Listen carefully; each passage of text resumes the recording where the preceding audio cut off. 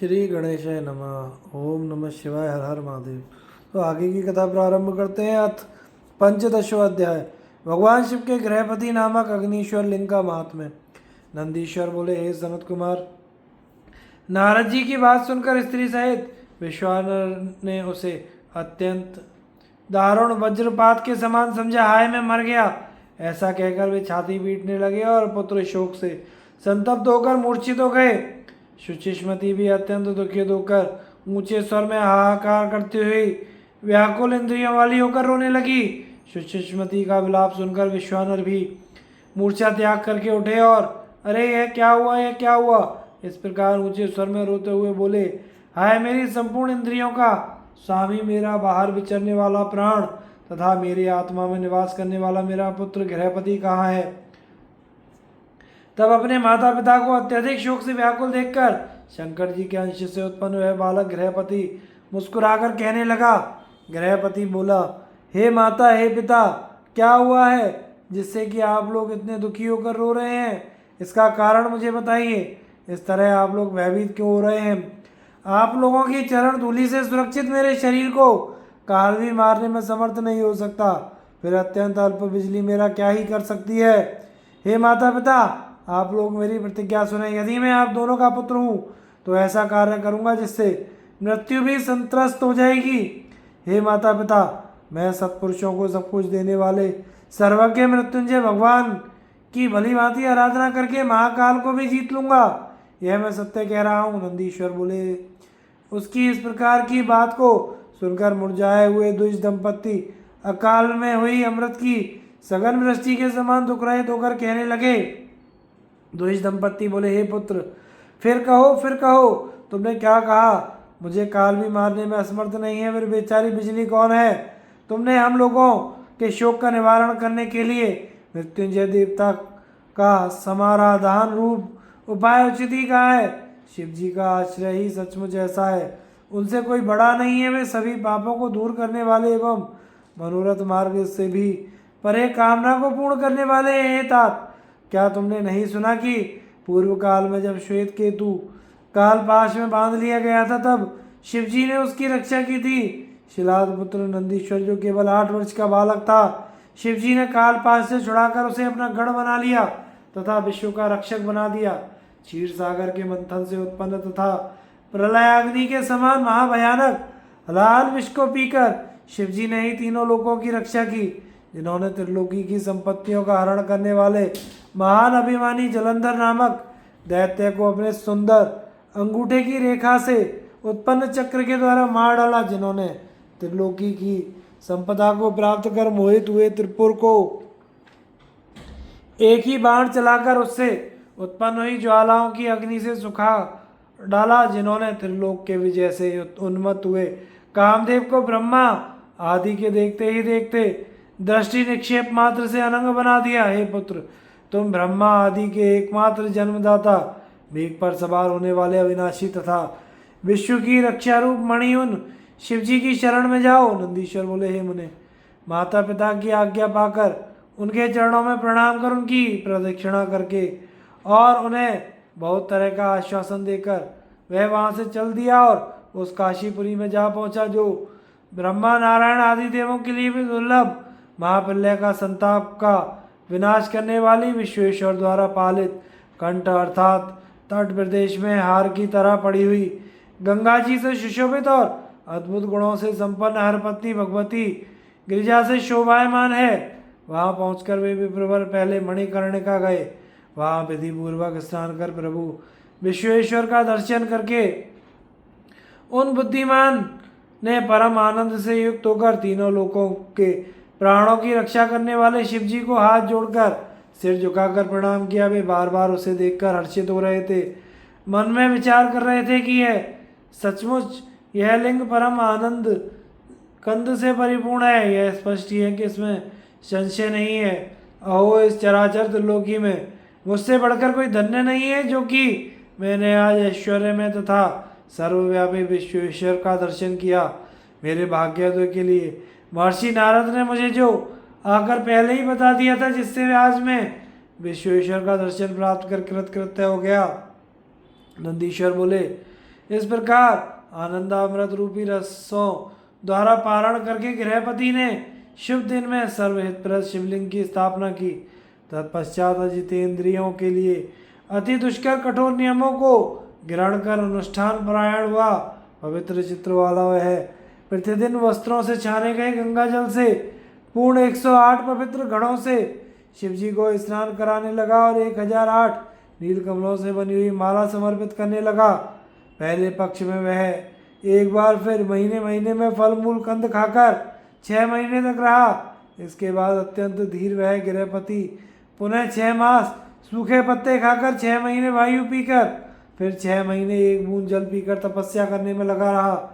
हे नारद, इस प्रकार एकमात्र शिवजी को मन में धारण करके तप में निरत उस महात्मा के 2 वर्ष बीत गए। हे शौनक, तब जन्म से 12वें वर्ष में देवर्षि नारद द्वारा कही गई बात को मानो सत्य करने की इच्छा से स्वयं इंद्रदेव उसके पास आए और बोले, हे विप्र, मैं इंद्र इस उत्तम तपस्या से अत्यंत प्रसन्न हो गया हूँ। तुम्हारे मन में जो अभिलषित हो उस वर को मांगो, मैं प्रदान कर रहा हूँ। नंदीश्वर बोले, इंद्र के इस मधुर वचन को सुनकर महाधीर मुनि कुमार मधुराक्षरमयी वाणी में बोले। गृहपति बोले, हे भगवान, हे वृत्रशत्रु, मैं वज्र धारण करने वाले आपको जानता हूँ। मैं आपसे वर नहीं मांगता, मुझे वर देने वाले तो शिव जी हैं। इंद्र बोले, हे बालक, मेरे सिवा कोई दूसरा शिव नहीं है। मैं सभी देवताओं का भी देव हूँ, अतः तुम अपना लड़कपन त्याग कर मुझसे वर मांगो, देर मत करो। गृहपति बोले, तुम अहल्या का शील नष्ट करने वाले असाधु हो, पाक नामक असुर का वध करने वाले पर्वतों के शत्रु। हे इंद्र, तुम चले जाओ। यह स्पष्ट है कि मैं शिव जी के अतिरिक्त और किसी देवता से वर की प्रार्थना नहीं करता। नंदीश्वर बोले, उसकी यह बात सुनते ही क्रोध से लाल नेत्रों वाले इंद्र अपना घोर वज्र उठाकर बालक को भयभीत करने लगे। विद्युत ज्वाला के समान प्रज्वलित वज्र को देखकर नारद जी की बात का स्मरण करता हुआ वह बालक वैसे व्याकुल होकर मूर्छित हो गया। उसके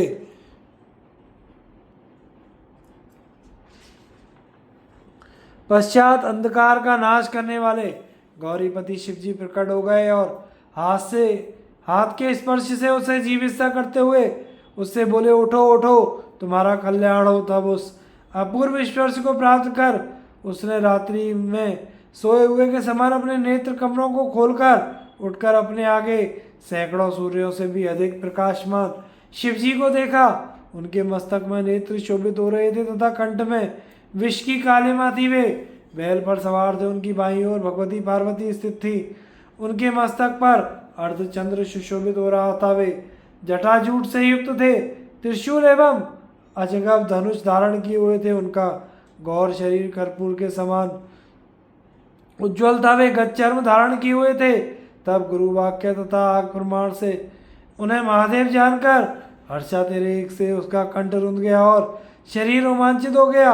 उसकी स्मृति लुप्त हो गई, फिर भी वह जैसे तैसे क्षण भर के लिए चित्रलिखित पुतले के समान स्तंभित हो अभाग खड़ा हो रहा।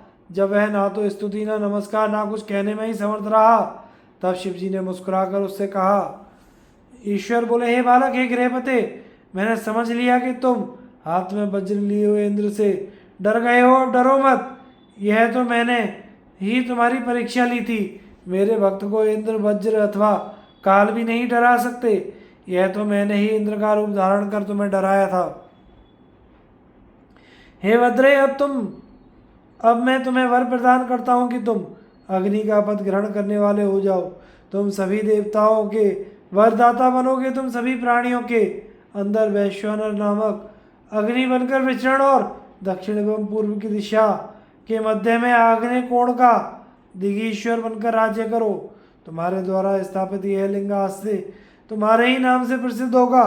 यह अग्निश्वर नाम वाला होगा जो सभी तेजों का विशिष्ट रूप से अभिवर्धन करेगा। अग्निश्वर के भक्तों को विद्युत एवं अग्नि से भय नहीं होगा, उन्हें अग्निमांद्य का भय नहीं होगा और अकाल मरण भी कभी नहीं होगा।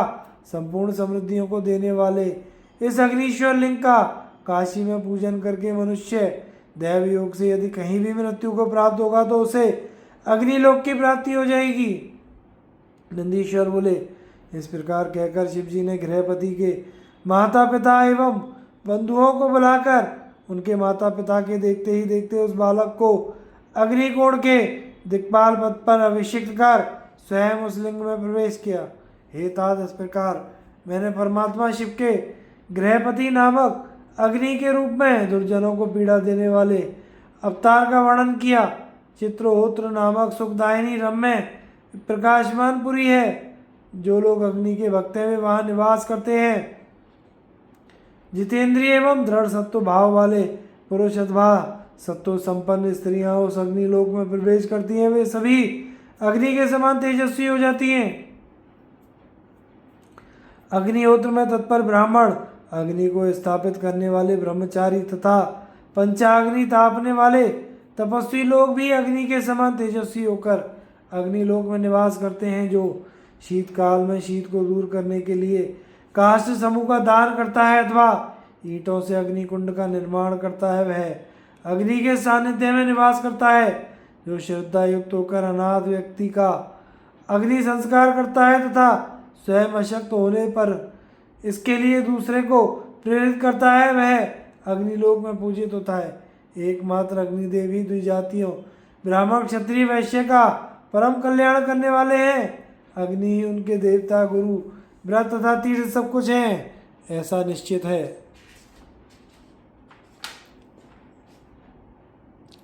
अग्नि के संसर्ग मार्ग से क्षण भर में ही सभी अपवित्र वस्तुएं पवित्र हो जाती हैं, इसलिए इन्हें पावक कहा गया है। ये अग्नि प्राणियों के साक्षात अंतरात्मा है और निश्चय ही सबको जला देने वाले हैं।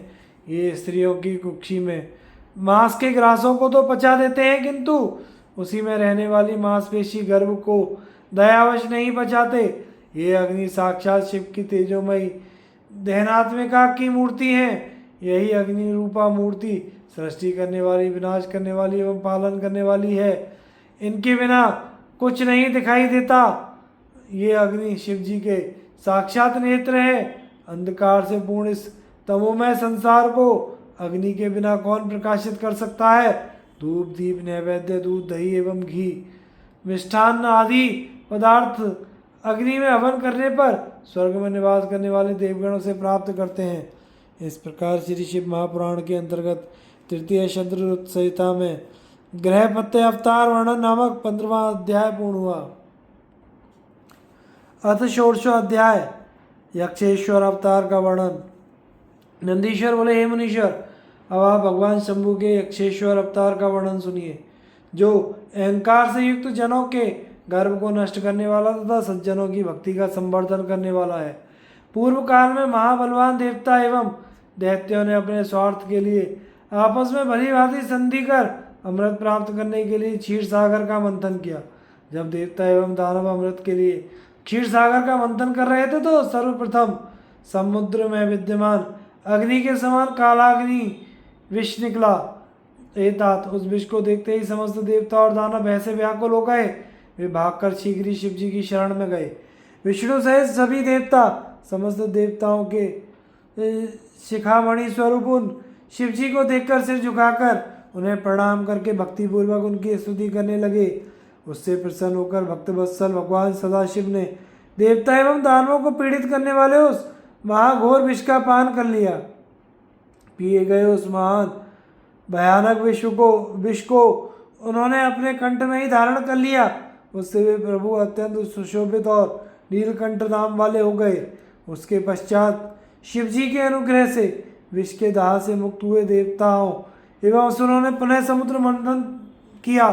हे मुने, इसके बाद देवता तथा दानवों के प्रयत्नों से मथे गए समुद्र से अनेक रत्न निकले और अमृत जैसा उत्तम पदार्थ भी उसी से निकला, किंतु विष्णु की कृपा से देवताओं तथा असुरों में से केवल देवता ही उसे पी गए, असुर नहीं।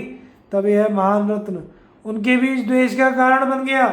हे मुने, देवता और दानवों में भीषण द्वंद्व युद्ध प्रारंभ हुआ। तब राहु से पीड़ित हुए चंद्रमा उसके भय से संतप्त होकर भाग खड़े हुए। भय से व्याकुल होकर शिव जी की शरण में उनके भवन में गए एवं प्रणाम कर रक्षा कीजिए, रक्षा कीजिए, इस प्रकार कहते हुए उनकी स्तुति करने लगे। तब सत्पुरुषों को अभय प्रदान करने वाले भक्तवत्सल तथा सर्वव्यापक शिवजी ने शरण में आए हुए चंद्रमा को मस्तक पर धारण कर लिया।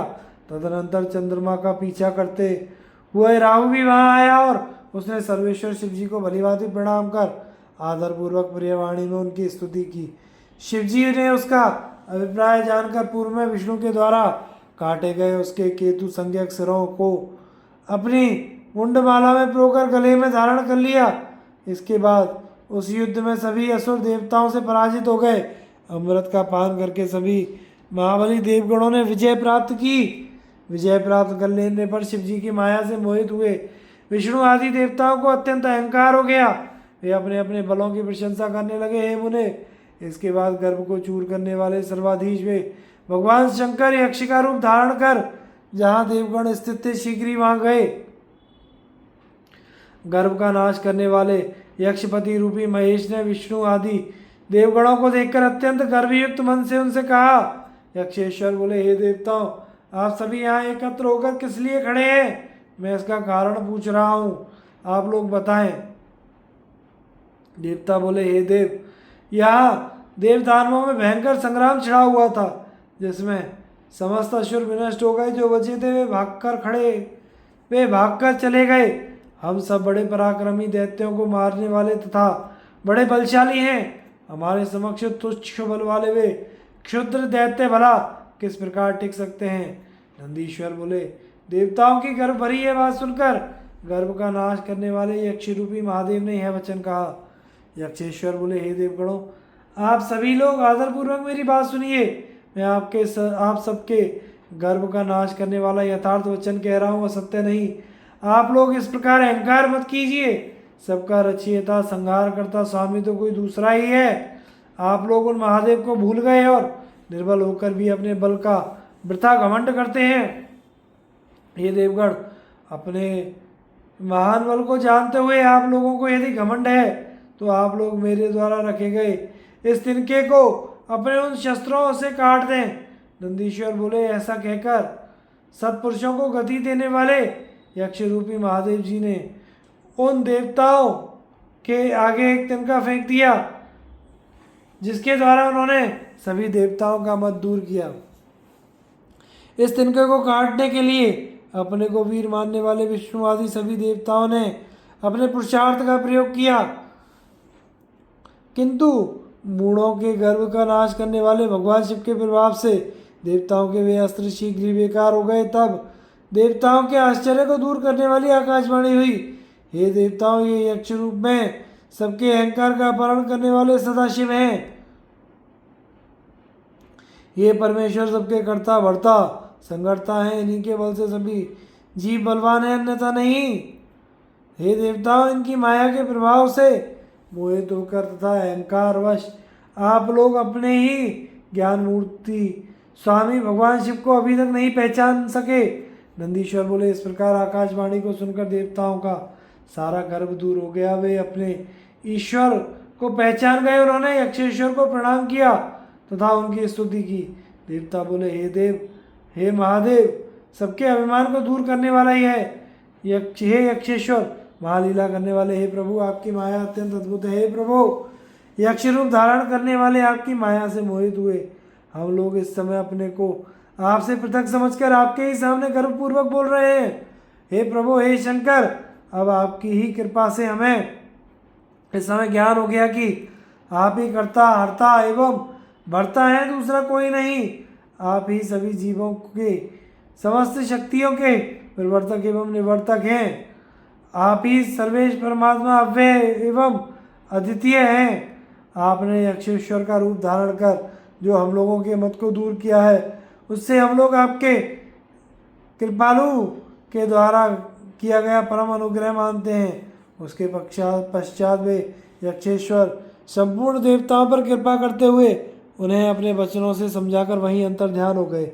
हे मनीश्वर, इस प्रकार शिव जी के यक्षेश्वर नामक अवतार का वर्णन कर दिया, जो सबको आनंद देने वाला तथा सुख प्रदान करने वाला है।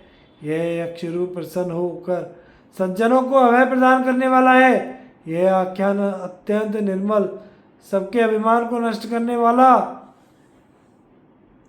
है। यह सत्पुरुषों को सर्वदा शांतिदायक एवं मनुष्यों को भोग एवं मोक्ष प्रदान करने वाला है जो बुद्धिमान मनुष्य भक्ति से युक्त हो इसको सुनता अथवा सुनाता है वह श्लोक में समस्त कामनाओं को प्राप्त कर लेता है